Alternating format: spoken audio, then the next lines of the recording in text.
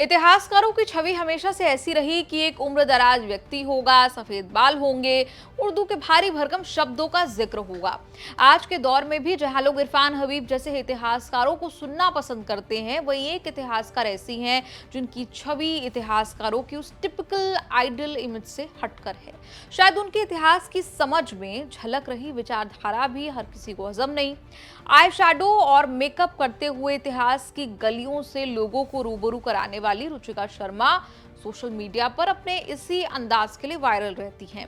हाल में आज तक पर एनसीईआरटी की किताब में बदलावों को लेकर डिबेट हुई तो अपना पक्ष रखते रखते रुचिका शर्मा ने छत्रपति शिवाजी महाराज पर ऐसी टिप्पणी कर दी जिसके बाद सोशल मीडिया पर उनकी खूब चर्चा है। कई लोग उनके समर्थन में उतरे तो कई विरोध में। इसीलिए रुचिका शर्मा बनी है आज का हमारा चर्चित चेहरा। नमस्कार, आप देख रहे हैं न्यूज तक। मैं हूं निधि तनेजा। जेएनयू से पीएचडी कर चुकी रुचिका शर्मा अब हिस्ट्री पढ़ाती हैं। 2022 में यूट्यूब पर पहला वीडियो पोस्ट करने वाली रुचिका जब जब डिबेट इंटरव्यू में बैठती हैं, उनके बयानों पर बवाल हो ही जाता है। हाल में आज तक की डिबेट में भी ऐसा ही हुआ जब रुचिका ने छत्रपति शिवाजी को लेकर टिप्पणी कर दी। कौन सा राजा है जो किसी की टेरिटरी में जाता है और कहता है सर प्लीज मुझे अपनी टेरिटरी दे दीजिए? क्या हिंदू राजाओं ने किसी राजा की टेरिटरी में जाके उसकी टेरिटरी लेने के लिए लूटपाट नहीं मचाई? स्कूल की किताबों में अकबर महान का पाठ हमने भारत के मुगलकालीन इतिहास का हिस्सा समझकर पढ़ा है, लेकिन एनसीईआरटी की 8वीं क्लास की सोशल साइंस की किताब में मुगलों वाला चैप्टर रिवाइज हो गया। एनसीईआरटी की किताब में अकबर को महानता के चश्मे से नहीं देखा गया है, बल्कि उसके शासन में हिंदुओं पर हुई क्रूरता, ब्रूटैलिटी का जिक्र है। किताब में लिखा है, चित्तौड़ पर मुगल सेना की विजय के बाद अकबर ने 30,000 नागरिकों के नरसंहार का आदेश दिया, जिससे जौहर से बची महिलाएं और बच्चे मारे गए। किताब में सिर्फ अकबर, बाबर, औरंगजेब की क्रूरता नहीं, बल्कि अलाउद्दीन खिलजी जैसे शासकों द्वारा हिंदू स्थानों पर हुए हमलों का जिक्र है। बौद्ध, जैन, हिंदू मंदिरों पर हमले की बात भी किताब में बताई गई है। किताब में बाबर के बारे में भी कहा गया कि बाबर एक क्रूर और निर्दयी विजेता था जिसने शहरों की पूरी आबादी खत्म की, महिलाओं और बच्चों को गुलाम बनाया। इसी क्रूरता पर बात करते हुए रुचिका शर्मा ने पूछा कि क्या हिंदू राजाओं ने किसी राजा की टेरिटरी में जाकर लूटपाट नहीं मचाई है। इसी कड़ी में वो छत्रपति शिवाजी महाराज का जिक्र करती हैं, जिसे लेकर विवाद खड़ा हो गया। ये जो बात है, अब आप आते हैं ब्रूटैलिटी पे, क्रूअल्टी पे। कौन सा राजा है जो किसी की टेरिटरी में जाता है और कहता है सर प्लीज मुझे अपनी टेरिटरी दे दीजिए? क्या हिंदू राजाओं ने किसी राजा की टेरिटरी में जाके उसकी टेरिटरी लेने के लिए लूटपाट नहीं मचाई?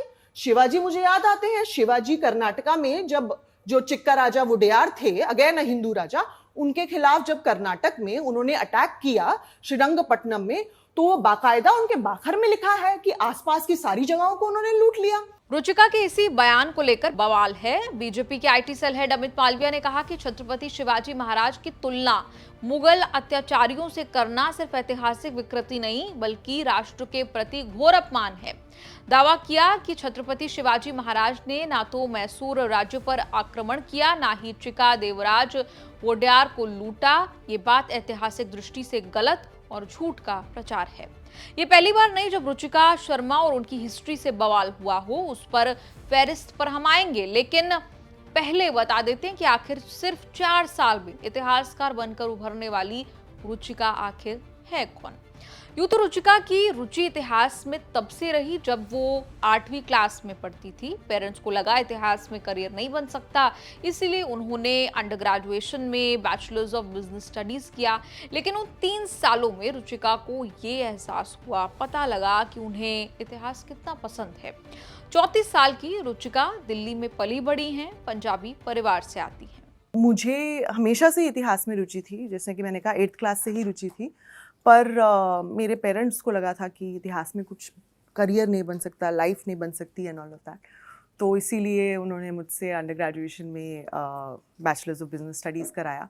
मुझे इनिशियली मैंने भी हाँ कह दिया उसको, क्योंकि उसका एक बहुत ही डिफ़िकल्ट प्रोसीजर होता है। पहले एक एंट्रेंस एग्ज़ाम, फिर एक जीडी, फिर एक इंटरव्यू। तो मुझे लगा किसी लेवल पर तो मैं निकल जाऊंगी, बट वो तीनों ही क्लियर हो गए, तो फिर मुझे अब करना पड़ा। पर अच्छा है, क्योंकि वो 3 साल में मुझे पता लग गया कि मुझे कितना ज़्यादा इतिहास पसंद है। एंड मुझे how much I wanted to go back to it. मुझे I really wanted to study that only, मुझे और कहीं दिल नहीं लगा। सिर्फ रुचिका की हिस्ट्री से नहीं बल्कि उनके बोल्ड अंदाज को लेकर भी लोग उन पर निशाना साधते रहे हैं।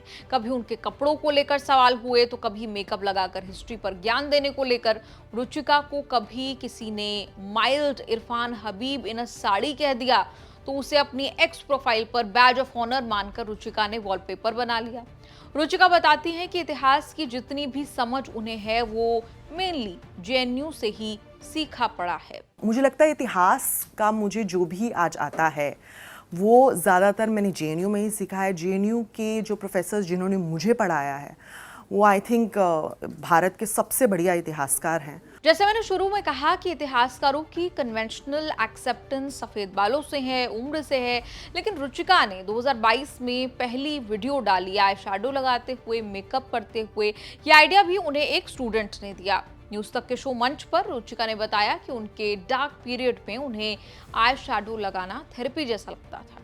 पहले अंग्रेजी में वीडियो बनाना शुरू की रुचिका ने, फिर रीच बढ़ाने के लिए हिंदी में भी कई वीडियोस बनाए। तो ये आइडिया मुझे मेरे स्टूडेंट ने दिया था जब मैं पढ़ा रही थी कॉलेज में, क्योंकि मैं आई शैडो तब लगा के जाती थी, तो मेरे स्टूडेंट्स को काफ़ी इंटरेस्ट था। तो वो बोले कि आप क्यों नहीं एक चैनल शुरू करती हैं जहाँ पर आप आई शैडो लगाते हुए हिस्ट्री की बात करें। मुझे लगा ये तो बड़ा इंटरेस्टिंग आइडिया है, और मैंने इसका पहला एपिसोड 30 अप्रैल को किया 2022 को। तब मैं अंग्रेज़ी में एपिसोड करती थी क्योंकि मेरी सारी तालीम ही अंग्रेज़ी में हुई है, तो मुझे मेरी हिस्ट्री बोलते ही मतलब इंग्लिश निकल जाती है मेरी। तो बाद में मैंने फिर हिंदी में इसको 6-7 महीने बाद हिंदी में, क्योंकि मैं चाहती थी कि और लोगों तक पहुँचे ये बात। तो वहाँ से ये आइडिया शुरू हुआ। मुझे आई शैडोज़ 2-3 साल पहले से पसंद थी। मैंने एक बड़े डार्क पीरियड में इसको डिस्कवर किया था। मुझे बड़ा थेरेप्यूटिक लगता था, बड़ा कैथार्टिक लगता था, अभी भी लगता है। तो इसीलिए मैंने आई शैडो लगानी शुरू की और अब ये इतिहास का भी हिस्सा बन गई है। रुचिका अक्सर अपने बोल्ड फोटो सोशल मीडिया पर शेयर करती हैं, जिससे कई लोगों के रिएक्शन निकल कर आती हैं। सोशल मीडिया पर तल्ख शब्दों से हमला होता है तो रुचिका भी उसी भाषा में जवाब देती नजर आती हैं। औरंगजेब पर सवाल पूछा गया तो रुचिका शर्मा ने मंच पर कहा था कि औरंगजेब को एक शासक के तौर पर ही देखा जाना चाहिए। कुछ पॉलिसी उसकी अच्छी हैं, कुछ खराब हैं। रुचिका ने गिनवाया कि औरंगजेब ने 2 मंदिर, 1 मठ बनवाए, लेकिन मंदिर तोड़े भी।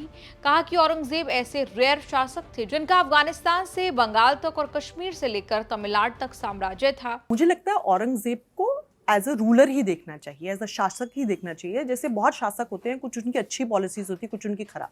औरंगज़ेब की काफ़ी इम्पॉर्टेंट जैसे अच्छी पॉलिसीज़ हैं। उन्होंने काफ़ी सारे, बहुत कम लोगों को पता है, उन्होंने 2 मंदिर, 1 मठ बनवाए हैं। 1 मंदिर उन्होंने गोपामाऊ में बनवाया है, गोपीनाथ का मंदिर। बाकायदा वहाँ इंस्क्रिप्शन लिखी हुई है कि नौनिध राय ने औरंगज़ेब के अहद में 1699 में ये मंदिर बनवाया और एक टैंक बनवाया इसके आगे। उसके बाद चित्रकूट का जो मंदिर है बालाजी टेम्पल, वहाँ बाकायदा एक फरमान मौजूद है कि कितने ग्रांट मिला, कितने बीघा ज़मीन का ग्रांट मिला, और गैरत खान को उन्होंने वहाँ अपॉइंट किया ताकि ये मंदिर बन सके। और वो मंदिर बना भी एकदम मुग़ल 4 चाला बांग्ला रूफ जिसको बोलते हैं उस स्टाइल में बना है, जिस स्टाइल में नूरजहाँ ने अपने फादर के लिए टूम बनाया आगरा में।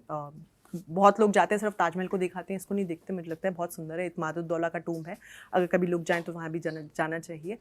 तो उसके अलावा उन्होंने एक मठ बनवाया, कमलेश्वर मठ को सपोर्ट किया उन्होंने। वहाँ केदारनाथ मंदिर है कमलेश्वर मठ से जुड़ा हुआ, उसको भी उन्होंने बनवाया। फिर दाऊजी महाराज टेम्पल करके है, उसमें एक नक्कार खाना बनवाया। फिर उन्होंने शांतिदास जवाहरी को, गिरनार के, अबू के, शत्रुंजय जैन टेम्पल्स को कितना सारा ग्रांट दिया। जैन तो खासकर काफ़ी मुरीद रहे। अगर आप जैन राइटिंग्स पढ़ें तो वो औरंगज़ेब को मानते हैं कि बहुत ही फ्री और लिबरल रूलर थे। मर्दानो महाबली ऐसे करके उनको उनकी बात की गई है, काफ़ी पोएटिक तरीके, काफ़ी अच्छे तरीके में। औरंगज़ेब ही बाय द वे एक वो रेयर शासक थे। आई थिंक एक अशोक का भी लेजेंड माना जाता है, बट औरंगज़ेब का प्रॉपर है हमारे पास, जिन्होंने अफ़गानिस्तान से लेकर बंगाल तक और कश्मीर से लेकर तमिलनाडु तक पूरा उनका साम्राज्य था। तो उनके समय में मुग़ल साम्राज्य अपनी पीक पर था। 1707 का उनका जो मैप है, जिस साल उनकी मौत हुई, वो इतना ही बड़ा है। तो और औरंगजेब की कुछ खराब पॉलिसीज भी रही, उन्होंने मंदिर तोड़े, जो भी है। इन्हीं बयानों की वजह से रुचिका पर आरोप लगता रहा कि वो मुगलों को व्हाइट वॉश करती हैं, उन्हें ग्लोरीफाई करती हैं। हालांकि रुचिका यही कहती हैं कि वो फैक्ट बेस्ड बात करती हैं, अगर उससे किसी को मिर्ची लगती है तो लगे।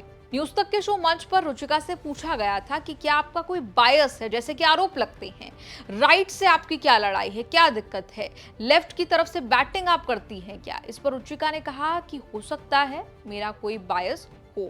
हर किताब का एक प्रीफेस होता है, एक हिस्टोरियन का भी एक बायस हो सकता है आपकी बातचीत सुनने के बाद भी किसी को लगे कि आपका भी कोई बायस है। कोई है आपका बायस? हो सकता है। मैं तो यही बता सकती हूँ कि भाई देखिए, मैं इस रिलीजन में पैदा हुई थी, मैं पंजाबी हूँ, मैं यहाँ को बिलोंग करती हूँ, मेरा एक अपर कास्ट पर्सपेक्टिव है, एक अपर क्लास पर्सपेक्टिव भी हो सकता है, कितनी चीज़ें हो सकती हैं।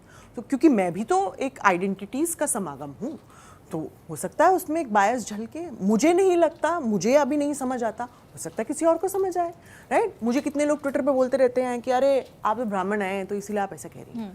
हो सकता है वो सही बात बोल रही हो, है ना। तो मैं ये नहीं कहती कि मेरा कोई बायस नहीं है, हो सकता है मेरा भी बायस हो, बट मैं तो अपनी आइडेंटिटीज़ का बायस बता ही सकती हूँ। अब उसमें मेरे कहने में वो बायस झलकता है कि नहीं झलकता है, वो तो फिर किसी इंसान को देखना पड़ेगा। सोशल मीडिया के जो राइट विंग और लेफ्ट विंग वाली बात चलती है, अपने आप को उसमें कहाँ पाती हैं आप? मैं दोनों में नहीं पाती हूँ। मुझे लगता है लोग समझते नहीं है कि लेफ़्ट का क्या मतलब होता है। जब आप लेफ़्ट कहते हैं उसमें बड़ी सारी चीज़ें आ जाती हैं। उसमें कम्युनिज़्म है, उसमें सोशल लिबर्टेरियनिज़म है, उसमें सोशलिज़म है, उसमें ग्रामशियन सोशलिज़म है। तो मैं अगर डिटेल पे आऊँ तो कम्युनिज़्म की हिस्ट्री बहुत है, लेफ़्ट की हिस्ट्री बहुत है। तो मुझे लगता है मैं किसी में भी नहीं हूँ। मैं हिस्ट्री को एक डायलेक्टिकल मटीरियलिज़म के पर्सपेक्टिव से नहीं देखती। हाँ, काफ़ी इतिहासकार देखते हैं, बट मेरा अगर आप सिर्फ इतिहास की मेथडोलॉजी कौन सी फेवरेबल है, तो मुझे तो आर्कियोलॉजिकल पर्सपेक्टिव बहुत अच्छा लगता है। बिल्डिंग्स आर्कियोलॉजी करके एक बड़ी इंटरेस्टिंग मेथडोलॉजी है। फिर मेंटलिटी स्कूल है, जैक लेगॉफ वगैरह का, मार्क ब्लॉक वगैरह का, मैं उनको बहुत पढ़ती हूँ। मैं अपनी जब हिस्ट्री का शोध करती हूँ तो मैं उनकी मेथडोलॉजी अपनाती हूँ। तो मुझे लगता है कि ये लेफ़्ट राइट का लोगों को पता नहीं है, वो बस उनको उनके खिलाफ, अगर वो राइट हैं तो उनके खिलाफ लेफ़्ट है, और लेफ़्ट के खिलाफ जो है वो राइट है। तो आई थिंक ये गलत है, ये बाइनरीज गलत है। तो ये थी रुचिका शर्मा की पूरी कहानी। आपका चर्चा चेहरा के इस एपिसोड पर क्या कुछ कहना है, कमेंट्स में लिखकर जरूर बताएं।